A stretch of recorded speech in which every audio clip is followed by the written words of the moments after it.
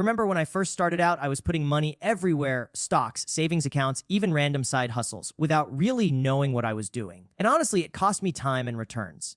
That's why in today's video, Financial Growth Academy, where to put your money in 2025, I'm going to break down step by step exactly where beginners should start and how pros can maximize their investments this year. By the end, you'll know the smartest places to put your money in 2025 so it actually works for you, not against you. Most people jump straight into investing without realizing that the foundation of financial stability is having an emergency fund, and that's the problem. Without this safety net, even the best investment strategy can fall apart the moment life throws an unexpected challenge your way. Think about it. What happens if your car suddenly breaks down, you get hit with a medical bill, or you lose your job for a few months? If you don't have cash readily available, you'll be forced to liquidate investments, often at a loss, or worse, take on high interest debt just to cover the basics. This creates a dangerous cycle where instead of your money working for you, you're constantly working to pay back money you never planned on borrowing in the first place. The truth is, most people underestimate emergencies and overestimate their ability to figure it out in the moment, which is exactly why so many people feel stuck financially despite working hard and even investing consistently. The solution is straightforward, but it requires discipline and patience. Build an emergency fund before you even think about growing your portfolio. An emergency fund isn't glamorous and it won't make you rich overnight, but it acts like insurance for your investments. The goal should be to set aside at least 3 to 6 months worth of living expenses in a highly liquid and safe place, like a high-yield savings account or a money market account. These accounts keep your money accessible while earning you some interest, which means your cash doesn't just sit there collecting dust. By prioritizing this step, you're protecting yourself from the need to touch your investments during downturns, allowing them to grow uninterrupted over time. It's not about how much you can make immediately. It's about keeping your financial house secure so you can play the long game with confidence. For example, imagine someone who started investing heavily in the stock market in January 2020. They were excited, putting in as much as possible, but they didn't have an emergency fund. Then the pandemic hit, and within a few months, they lost their job. With no savings to fall back on, they were forced to sell their investments at the worst possible time, locking in huge losses just to cover rent and groceries. Contrast that with another person who took the time to build up a 6-month emergency fund first. When the same job loss happened, they could comfortably use their savings to stay afloat, leaving their investments untouched.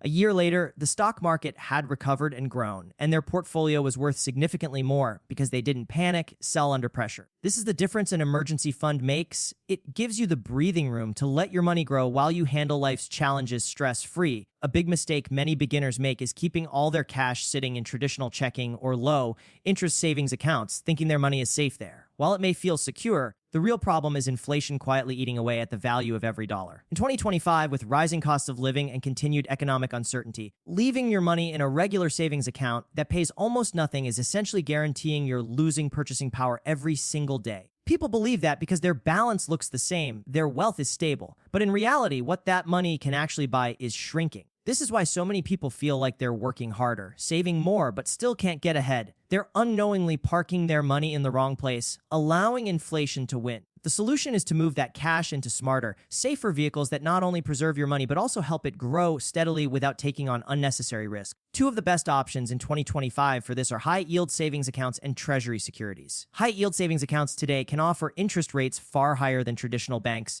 meaning your money isn't just sitting, it's working for you while still being completely liquid and accessible.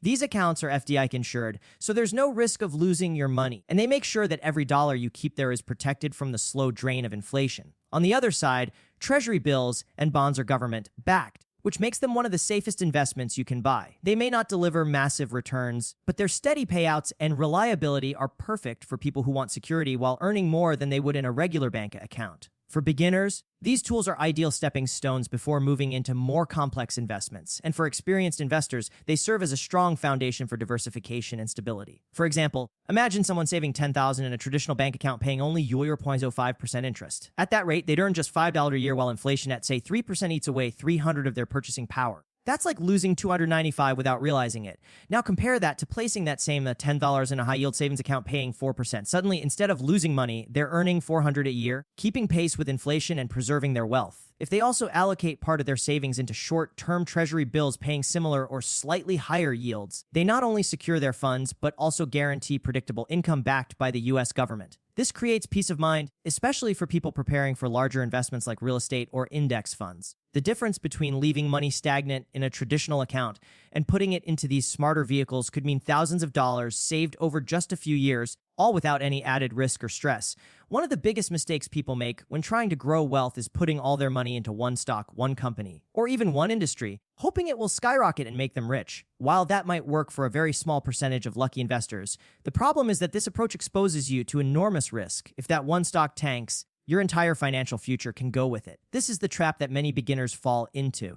They hear about a hot stock tip, they put everything into it, and then they're devastated when the price crashes. Even experienced investors sometimes get caught up in chasing short-term gains instead of building long-term wealth. The reality is that no one can predict what a single stock will do next week, next month, or even next year. And when you tie your entire financial growth to one investment, you're not investing, you're gambling. The solution to this problem is diversification through index funds and exchange-traded funds, ETFs. These investment vehicles are designed to spread your money across hundreds, sometimes thousands of different companies, industries, and even countries. By doing this, you're lowering your risk dramatically because you're not dependent on the performance of just one stock. Instead, you're capturing the growth of the overall market, which historically has always trended upward over time. Index funds like the S&P 500 allow you to own small pieces of the 500 largest companies in the US, and ETFs can give you exposure to specific industries, international markets, or even bonds. For beginners, this is the simplest way to get started without needing to pick individual winners and losers. For more advanced investors, ETFs and index funds provide a backbone of stability and long-term growth, allowing them to focus on other opportunities without risking their entire portfolio. For example, let's say one investor puts $5 into a single company stock, thinking it will double in value. If that company suddenly faces bad press, declining sales, or industry disruption, that $5,000 could drop to 2,500 or less almost overnight. On the other hand, another investor puts the same $5,000 into an S&P 500 index fund.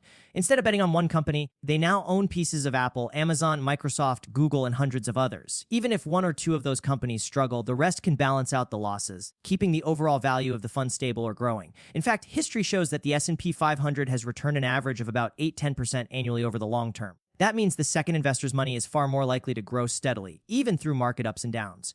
Over a 10-year period, this difference could mean tens of thousands of dollars in growth just from choosing diversification over speculation. The peace of mind that comes with knowing your financial future isn't tied to a single stock is invaluable, and it's the reason index funds and ETFs are considered the building blocks of wealth for both beginners and pros. When most people think about real estate investing, they immediately picture needing huge amounts of cash, taking on massive debt, or dealing with the headaches of being a landlord. The problem with this mindset is that it causes many beginners to either avoid real estate entirely or to jump into it blindly without a plan. Real estate has always been seen as one of the most reliable paths to building wealth, but in 2025, the landscape is shifting. High interest rates, rising property values, and economic uncertainty are making traditional homeownership as an investment less accessible for a lot of people. Many who try to force their way in by buying the first property they can afford end up cash flow negative, stressed by mortgage payments, and realizing too late that they underestimated the hidden costs of repairs, taxes, and vacancies. The mistake here is thinking that real estate is only about buying a house or apartment to rent out, when in reality there are many ways to get exposure without overextending yourself financially. The solution is to rethink real estate opportunities by exploring both traditional and modern approaches that fit your financial situation and risk tolerance. For someone who has the resources, buying a rental property can still be incredibly rewarding if done with proper research and planning.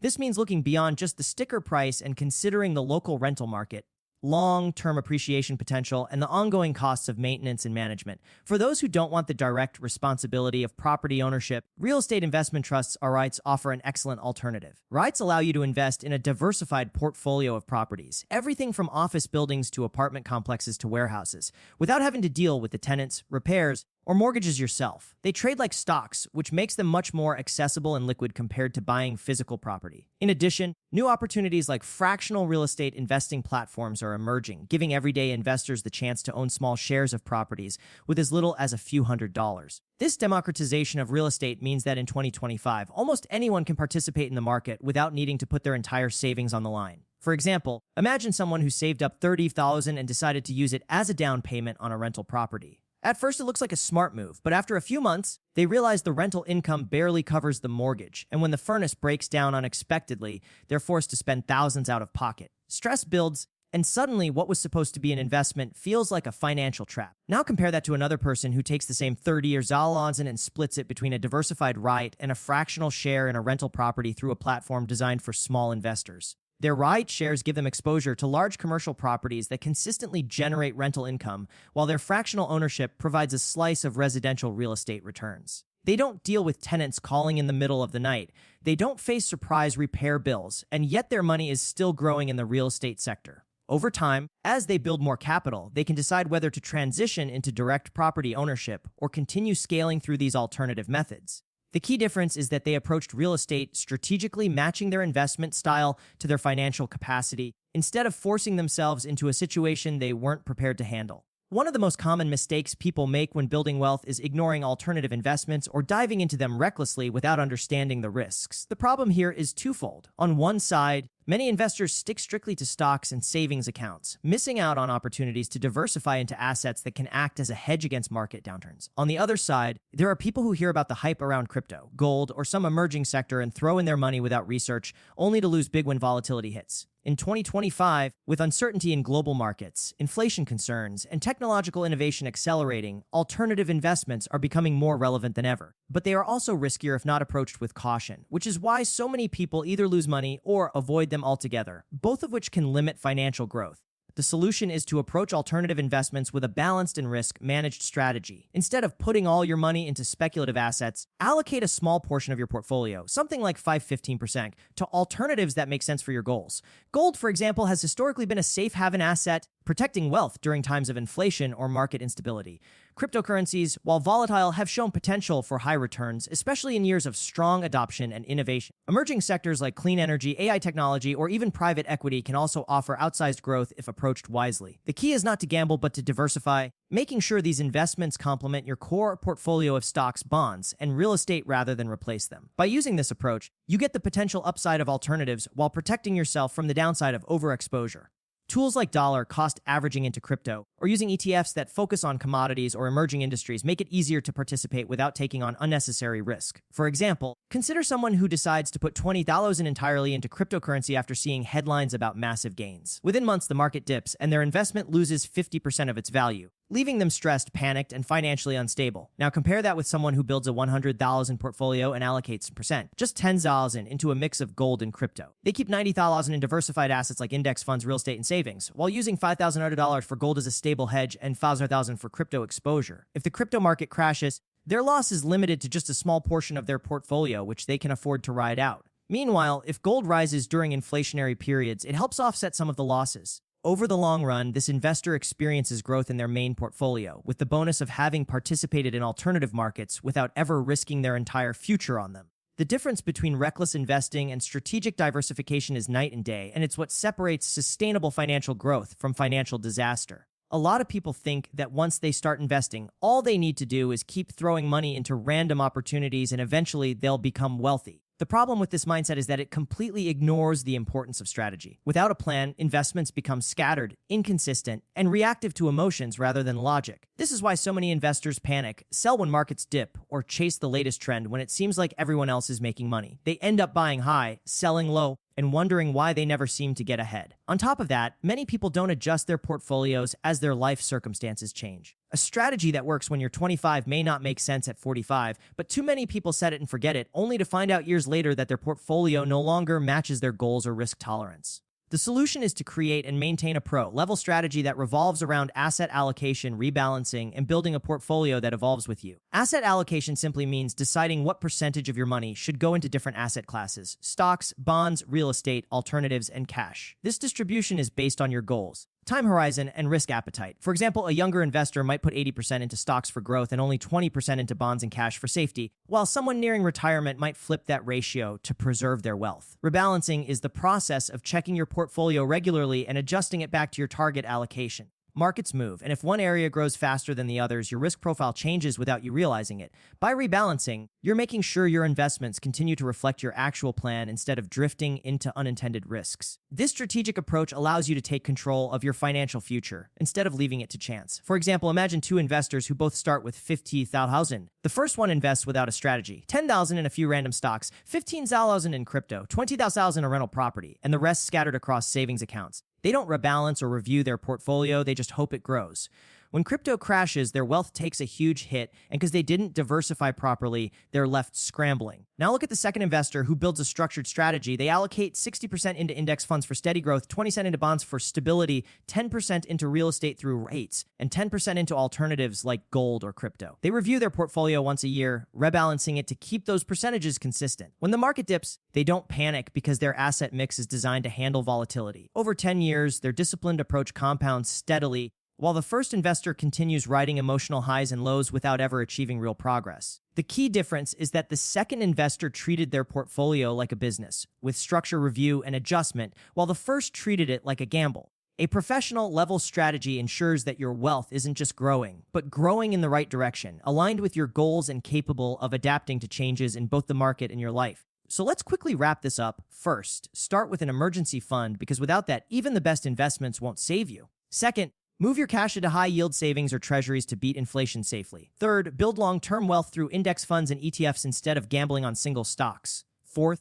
explore real estate, whether through rental properties, REITs, or fractional investing without overextending yourself. Fifth, diversify with alternative investments like gold, crypto, or emerging sectors, but always manage your risk. And sixth, think like a pro by creating a strategy, rebalancing, and aligning your portfolio with your life goals. If you found this valuable, make sure to subscribe, hit the like button, and drop a comment below on which strategy you're planning to use first. And don't go anywhere, because in the next video, I'll reveal the biggest mistakes people are making in 2025 that are keeping them broke. And trust me, you don't want to miss that.